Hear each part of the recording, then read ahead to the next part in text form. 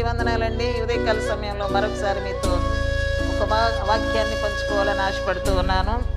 నిన్నటి దినాన దేవుడు ఉన్నాడా, ఈ ప్రశ్న లేడని కొందరు బాధల్లో ఉన్న వాళ్ళు చెప్పుకున్నటువంటి సందర్భాన్ని విశ్వాసం ఉంచితే తప్పక మనకు మేలు చేస్తుందనే విషయాన్ని మనం జ్ఞాపకం చేసుకున్నాం. ఆయన ఉన్నాడు అనటానికి ఒక్క రుజువు పరిశుద్ధ గ్రంథంలో నుండి నేను మీకు చూపించాలనుకుంటున్నాను. కీర్తనల గ్రంథము 19వ అధ్యాయము 1వ వచనాన్ని మనం చదువుకున్నట్లయితే, ఆకాశములో దేవుని మహిమను వివరించుచున్నవి, అంతరిక్షమైన చేతి పనిని ప్రచురపరుచుతున్నది. అంటే సృష్టిలో ఉన్న ఆ ప్రతి భాగము కూడా దేవుడు ఉన్నాడు. అంతరిక్షము ఆయన చేతి పైనంట, ఆకాశము దేవుని మహిమను వివరిస్తూ ఉందంట. పగటికి పగలు బోధ చేయుచున్నది.